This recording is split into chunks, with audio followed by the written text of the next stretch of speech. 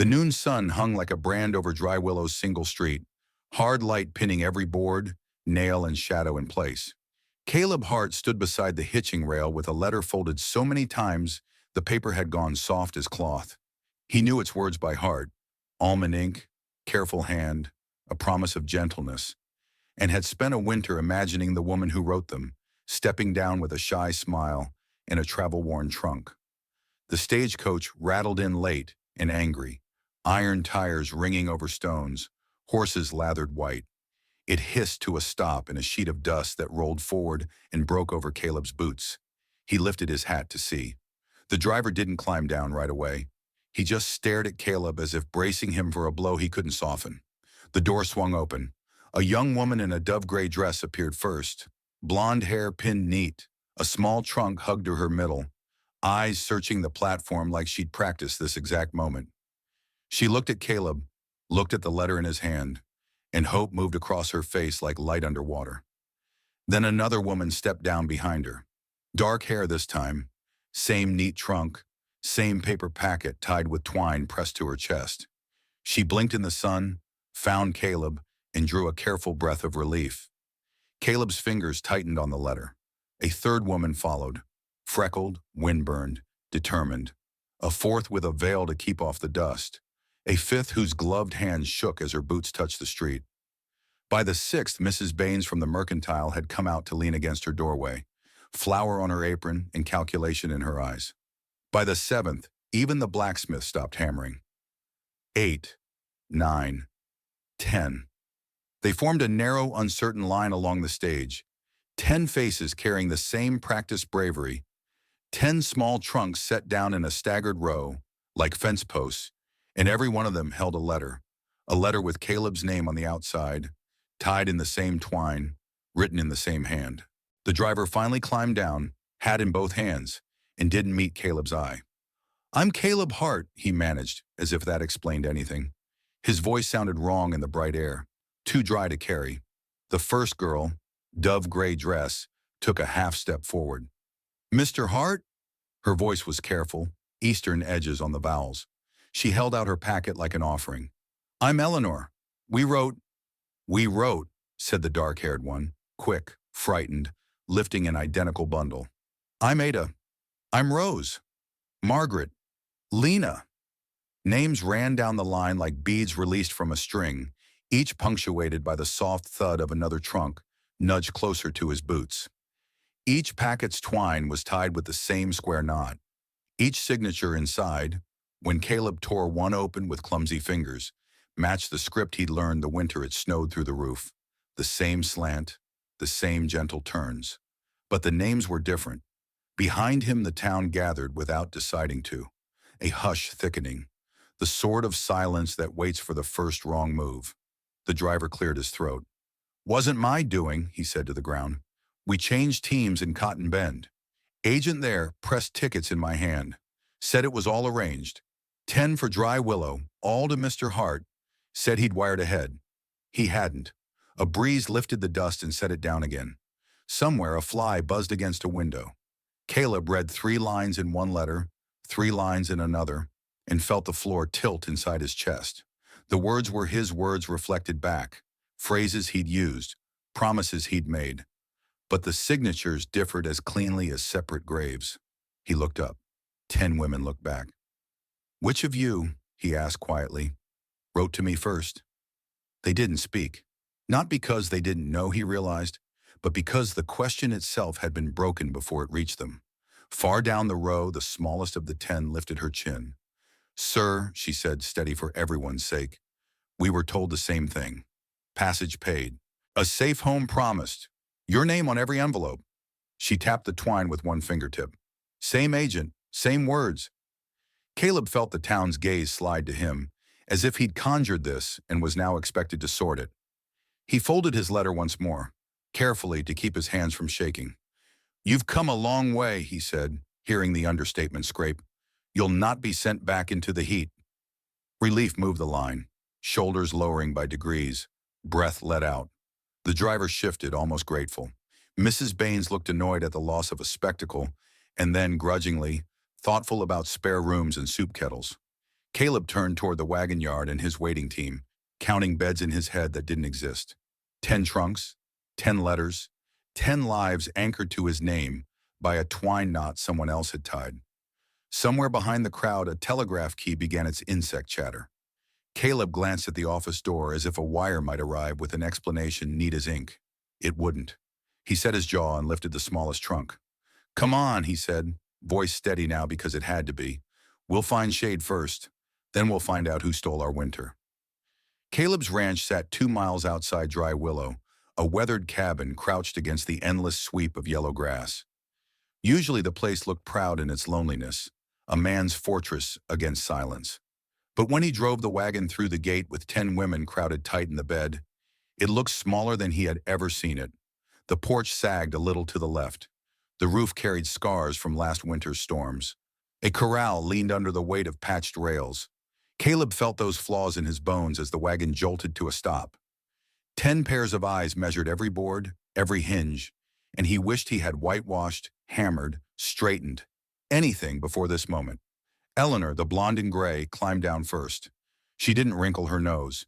Instead, she set her trunk squarely on the porch and folded her hands, as if she were bracing herself to endure whatever this place demanded. Ada followed, dark hair falling loose from its pins, her gaze sharp, searching, not yet unkind. The others spilled down in a tide of skirts and dust. Rose's freckles catching the sun, Margaret's veil lifting in the wind. Lena clutching her packet of letters like a rosary. The cabin could hold 2, maybe 3 if you pushed. Inside there was a single bed, a small loft, a table built for one. Caleb stood with his hat in hand, heat crawling up his neck. "It isn't," he stopped. Words would only shrink the place further. The women didn't wait for permission. They filed inside one by one, their skirts brushing against the doorway, their trunks thumping down on the pine floor. Voices rose, overlapping, practical questions about water, food, sleeping space. Margaret tried the loft ladder, declared it steady enough for 3. Rose swept dust from the hearth with her sleeve. Lena opened the cupboard and counted jars of beans and flour. Caleb followed, slow, like a guest in his own home. The air felt crowded, heavy with perfume, sweat, and the faint smell of travel dust. His table, once empty, now bore 10 packets of letters laid side by side. Each one bore his name, each in the same looping hand. He touched the nearest and felt the rough twine bite his fingertip. "They tricked us," Eleanor said finally, breaking the silence. Her voice carried calm resolve, the kind that steadies frightened cattle. "One man writes, 10 of us answer, and someone pockets the money. We are not fools, but we were made into them." Ada's dark eyes fixed on Caleb. "Did you know? Did you write to all of us?" The room went still. 10 women waited. Caleb set his hat on the table, palms flat beside it. "No," he said, the word plain, stripped of everything but truth. "I wrote to one. I don't know how it became 10. For a moment, the tension thinned. He hadn't deceived them, but the problem remained. 10 letters, 10 hopes, 1 rancher's life. The smallest of them, Lena, spoke softly from the hearth. "Then we must decide what happens now. None of us can go back. The tickets were one way." The women shifted, shoulders brushing in the narrow room, eyes flicking between each other, between Caleb and the letters.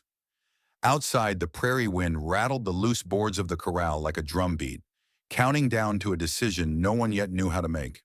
Caleb's gaze moved from one face to the next. He felt the weight of their journeys, their hunger for a place, the raw edge of betrayal. 10 lives pressed into his cabin, tied to his name, waiting for him to speak. He cleared his throat. "Tomorrow," he said, "we start with the telegraph. Someone's going to answer for this." But tonight there was only one cabin, one table, and 10 women who refused to disappear back into the dust. The next morning broke hard and bright, the kind of light that made the land look merciless. Caleb hitched his team before the heat had fully settled, and the women crowded onto the wagon again, skirts brushing together, trunks left behind in the cabin like claims staked in wood and shadow. Dry Willow was awake when they rolled in. Men paused at the blacksmiths, women looked up from wash lines, and children trailed after, whispering and pointing. 10 women stepping off one wagon was not a sight anyone forgot. Caleb felt the stairs prick his back, but he kept his shoulders square, hands steady on the reins. The telegraph office smelled of dust, ink, and copper wire. Mr. Dugan, the operator, blinked when they all filed in behind Caleb, his spectacles fogging in the sudden rush of heat. "Mornin', Hart," he said, voice uncertain. His gaze darted past Caleb to the row of women, then back again. "What's this?" Caleb set one of the letters on the counter. These came from back east. All different names, but the same hand. "They were sent through Cotton Bend Agency. I want to know who sent them." Dugan adjusted his glasses, squinting at the neat loops and curls of ink. He turned the page sideways, then upside down, as though a new angle might make it speak. "Strange," he muttered. "Looks like Mrs. Kavanaugh's hand. She writes the tickets for Cotton Bend. But," he trailed off. "But what?" Ada pressed, voice sharp. Dugan tapped the seal. "This here ain't the Cotton Bend mark. It's forged." He pulled a ledger from under the counter, thumbing pages with a dry rasp. "Only one ticket bought east. Name was Hart. Paid cash. No record of 10. The room thickened with silence. Eleanor's jaw set. Rose clutched her packet tighter. Caleb felt his stomach drop, not with guilt this time, but with something worse. Fear. "Someone copied my letters," he said slowly. The words tasted like ash. "Sold them to 10 women. Promised them me." The operator closed the ledger with a soft thump. "Happens more than you'd like to think," he said quietly, eyes flicking to the women with something like pity. "Mail-order brides are business now. Business draws thieves." The women looked at each other, and Caleb saw something shift. Their anger wasn't just for the trick anymore. It was for the miles traveled, the homes abandoned, the years risked on promises written by a ghost. Margaret's veil trembled as she spoke. "So we were sold." No one argued. Outside, the town was still staring, the wagon waiting in the sun. 10 women stood in a crooked line inside the little office, the truth finally spoken between them.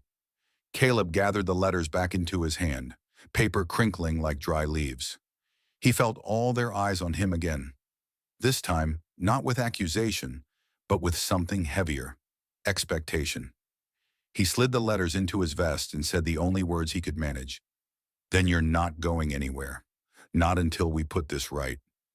For the first time since stepping off the stage, Lena smiled, though faint as dawn. "Then we stay." The telegraph key began clicking again, a sharp insect rhythm in the silence, spitting out news from somewhere far away. But for Caleb, for the women, the world had just narrowed to one truth. 10 strangers, one ranch, and a fraud that bound them tighter than vows ever could. Back at the ranch, the sun slid low, burning the prairie orange. Caleb's cabin groaned beneath the weight of 10 women, trying to fit inside a space meant for one. The air filled with skirts rustling, boots scuffing, trunks dragged across the floorboards. Every corner was claimed before Caleb could speak.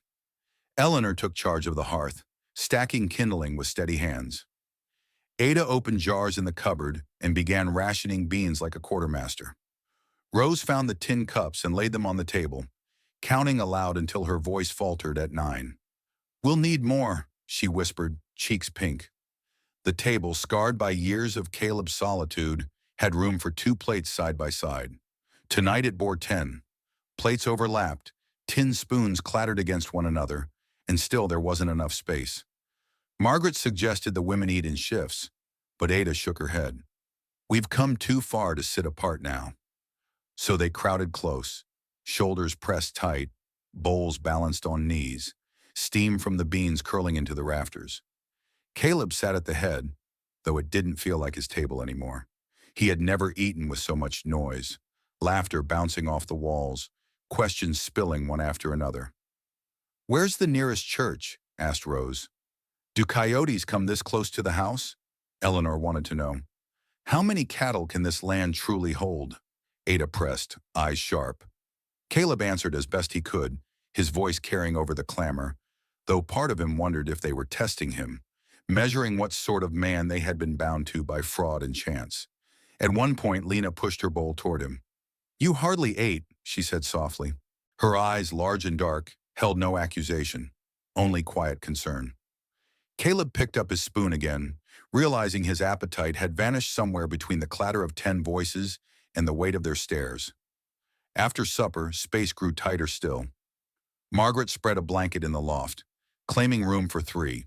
Ada and Eleanor argued gently about who would take the floor and who would squeeze into Caleb's narrow bed, until Caleb laid his bedroll by the door and ended the discussion. The cabin hummed with whispers as night drew in, 10 women breathing under one roof. Caleb lay awake on the hard floor, listening to the creak of boards, the sigh of someone turning over. He had lived alone for years, but tonight loneliness was impossible. What unsettled him most was not the noise, nor the lack of space, but the question that refused to leave him. Which of these 10 was the woman he had written to? And if the answer never came, could he live with what chance had delivered instead? By dawn, word had traveled faster than the wind. Dry Willow woke buzzing with gossip, and by the time Caleb hitched his wagon, neighbors were already walking the ridge. Curious eyes turned toward his ranch. 10 women in prairie dresses spilling out of one cabin made a sight no settlement ignored. Mrs. Dugan from the mercantile was first to arrive, a basket of bread on her arm and questions sharper than needles. "So which one's yours, Caleb?" she asked, peering past his shoulder. The women stood clustered near the porch, their faces wary, skirts catching the breeze. Caleb cleared his throat. "They all are." He stopped, realizing how it sounded. A chuckle rippled from a group of boys lingering at the fence. Heat crept up his neck. "They all came by mistake," he finished, though the words did little to quiet the murmurs. Samuel Pryor, the cattleman from across the creek, leaned on the rail, chewing a stem of grass. "Never seen a man so lucky," he drawled. His gaze swept over the women with open hunger. "Maybe you don't need 10, Hart. I could help take 1 or 2 off your hands." Eleanor stiffened, her jaw tight. Ada's eyes narrowed, sparks of anger flashing. Caleb stepped forward, shoulders squared. "They're not stock to be traded," he said flatly. Silence followed, sharp as a blade. The crowd shifted uneasily. Willa, the smallest of the group, slipped her hand into Caleb's without a word. The gesture was simple, almost childlike, but it broke the tension. Caleb's chest tightened at the trust in her touch. Mrs. Dugan sniffed. 10 brides in one cabin. Folks will talk." "They already are," Caleb replied. His voice carried farther than he meant. By midday, the gawkers drifted back toward town, leaving behind dust and whispers that clung like burrs. The women retreated inside, their laughter brittle now, each glance at Caleb asking questions none dared voice. That night, as the lamp burned low, Caleb sat at the table with the stack of letters spread before him.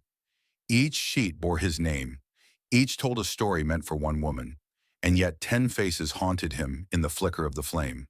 If fate had tangled the wires so badly, could any truth be found among them? Or was his only choice to start again, not with one, but with all? Morning broke hot and merciless, the kind of day that tested cattle and men alike. Caleb woke to the sound of voices outside his window. 10 women already in the yard, skirts tied up, sleeves rolled, hair pinned against the heat. They weren't waiting for instruction. They were waiting to work. Ada had taken hold of the corral gate, inspecting the hinges with a critical eye. Eleanor carried buckets from the well, her arms steady despite the weight. Rose crouched in the vegetable patch, pulling weeds with brisk efficiency. Even Margaret, still draped in black, knelt in the dust, her hands raw from clearing stones. Caleb stepped outside, hat in hand, uneasy. He had expected them to stay inside, to let him manage the land as he always had. Instead, they moved like an army, each task claimed before he could speak. "You can't all stay here," he said finally, voice rough from sleep. "This place wasn't built for it." Eleanor straightened, wiping her brow. "Neither was the stagecoach built for 10, and yet here we are." Her tone was calm, but her eyes dared him to argue. He didn't. By noon, the ranch hummed with energy it had never known. Fences stood straighter, troughs fuller, weeds stripped from rows of beans that had been choking for weeks. Caleb found himself working beside them, hauling rails while Lena steadied posts, driving nails while Rose held boards firm. Once he caught sight of Margaret pausing by the porch, Her black veil lifted to sip water. For a moment their eyes met, and Caleb saw not mourning but determination etched deep. She gave a single nod before returning to the field. When the sun dipped low, the women gathered in the shade of the barn. Their hands were blistered, dresses stained, hair wild with dust, yet their faces shone with a fierce pride. Caleb looked at the land, transformed in a single day, and felt something he hadn't in years. Hope. But hope was dangerous. It made promises the world rarely kept. And as he watched 10 women sharing laughter that rang louder than the cicadas, Caleb knew the real trial had only begun. One man, 10 women. And a question that loomed larger than the sky. How long could such a balance hold before it broke? Dust rose on the road before anyone heard the hooves. By the time Caleb stepped off the porch, a rider in a brown coat and a tin star was already dismounting. Sheriff Albright. His face was set like granite, eyes sweeping over the crowded yard where 10 women stood in borrowed sunbonnets and work-worn skirts. "Morning, Hart," the sheriff said. His gaze lingered on the group, suspicion flickering. "Heard talk in town. Folks say you've got yourself quite a congregation." Caleb forced his voice steady. "They came by mistake. I didn't send for 10. Just one." Albright's eyes narrowed. "Mistake or not, you've stirred trouble. Husbands are writing, asking after missing brides. Families are knocking on my door. And now I hear Marcus Crow, the agent who brokered half these matches, has vanished with pockets full of money." A murmur swept through the women. Ada stiffened. Eleanor's hands curled into fists. Margaret muttered a curse under her breath. The sheriff continued. "If these women were duped, they'll need shelter. Papers say your ranch belongs to you, but townsfolk don't take kindly to 10 unattached women living under one roof with a single man." Caleb's jaw tightened. "What would you have me do? Throw them into the street?" Albright studied him for a long moment, the silence stretching taut. "No," he said finally. "But don't think this ends here. I'll be back in a week. By then, you'd best have a plan." He tipped his hat, mounted, and rode off, leaving behind a trail of dust and unease. For a moment, no one spoke. Then Lena whispered, "If Crow tricked us all, what happens now?" Her voice trembled like glass. Caleb looked at their faces, tired, hopeful, defiant, and felt the weight settle heavier on his shoulders. The ranch, once a refuge of silence, was now the center of a storm bigger than any fence he could mend. And somewhere out there, a swindler held the key to 10 women's futures. That night the cabin was restless. 10 women under one roof made sleep scarce. Whispers carried through the dark, every sigh, every turn on the creaking floorboards. Caleb sat alone at the table, lamplight spilling over the stack of letters that had brought them all here. Each envelope bore his name, but as he opened them one by one, the truth unraveled. The handwriting was different on nearly every page. Ada's neat script, Rose's looping curls, Eleanor's sharp strokes, 10 voices, 10 promises, all addressed to him. But the words, they were the same. Whole sentences repeated across letters, as if copied from a single page. "A quiet man is all I seek. I long for a place where my heart may rest." Caleb read the phrases again and again until his stomach turned. "Crow," he muttered. The agent hadn't just lied. He'd forged. Behind him the floor creaked. Margaret stood in the doorway, veil cast aside, her face pale in the lamplight. "You see it too," she said. He nodded, sliding the papers across the table. "They were never meant for me. Not truly. Just bait on a hook." Margaret touched one letter, her fingers trembling. "But the loneliness. That was ours. Each of us wrote something real. Crow took it, twisted it, sold it like cattle." Caleb looked at her, at the weariness etched in her eyes, at the way she still stood tall despite it. 10 women tricked into the same fate, and him caught in the middle. Outside, a coyote's cry split the night. The women stirred in their beds. Caleb folded the letters into a single stack and tied them with string. The fraud was clear, but it didn't change the fact that 10 lives were now tied to his doorstep. And as Margaret's gaze lingered on him, steady and unflinching, Caleb realized the choice wasn't about contracts or letters anymore. It was about what kind of man he would be when morning came. The week crawled by under a sun that showed no mercy. Every day the women worked the ranch like it was their own. Fences mended, fields watered, meals cooked in shifts. Yet the tension thickened with each passing hour. 10 women under one roof meant 10 different wills, and no paper in the world could hold them together forever. It began with water. The well was running low, and Eleanor insisted the cattle be given priority. Rose snapped back that people couldn't work without drinking. Voices rose, sharp and raw. Within minutes, Ada joined in, siding with Eleanor, while Willa clung to Rose's hand, eyes wide with fear. Caleb stood in the doorway, jaw tight. He had seen men fight over less and draw blood. Now it was happening in his own yard, 10 women staring him down as if waiting for judgment. "Enough," he said finally, his voice carrying across the dust. "This land doesn't survive by fighting. We'll ration until the rains come." His words settled the argument, but not the storm behind their eyes. That night the cabin felt colder, laughter silence, glances sharp as knives. Margaret approached him by the corral, her veil tucked away, her face drawn. "They're afraid," she said quietly. "Afraid you'll choose one of us and send the rest packing. Afraid of each other. Afraid of you." Caleb leaned on the rail, staring at the restless cattle. "I never asked for any of this, but I won't see them turned out like strays." Margaret studied him for a long moment. "Then you need to decide, Caleb, not which one to keep, but whether you'll carry all of us or let the world tear this apart." Her words cut deeper than she knew. For the first time, Caleb felt the true weight of 10 lives pressing against his own. It wasn't just a ranch anymore. It was a choice that would shape everything that followed. The sheriff returned at dawn, dust rising behind his horse like a warning. Caleb waited on the porch, hat pulled low. The women lined behind him in silence. 10 faces, 10 stories, all bound by the same cruel trick. Albright dismounted slow, his eyes sweeping over the yard. "Well, Hart, a week's passed. You got an answer for me?" Caleb's fingers curled around the porch rail. Every instinct told him to hand the women over, let the law scatter them back across the territory.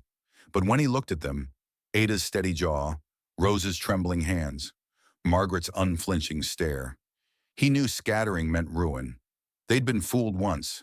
Cast adrift again, they wouldn't survive. "I've got an answer," Caleb said, voice low but sure. "They stay." The sheriff's brows rose. "All of them? That's no small burden." Caleb met his gaze without flinching. "Burden or not, this is their home now. My home too. If the law's got a problem, it can take it up with me." Behind him he heard a soft intake of breath. Surprise, relief, maybe even gratitude. Margaret stepped forward, close enough that her shoulder brushed his. Rose clasped Willa's hand. Ada's chin lifted high. The sheriff studied the scene for a long moment, then exhaled slow through his nose.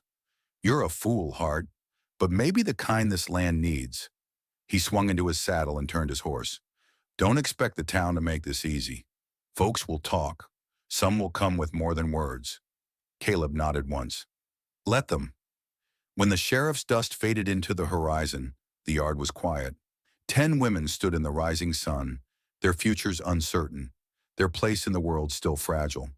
But for the first time since stepping off that wagon, they weren't alone. Caleb turned to them, hat in hand. "We start again, together." And as the morning light spilled over the ranch, the impossible arrangement no longer looked like ruin. It looked like family, rough-hewn and unasked for, but strong enough to weather whatever came next.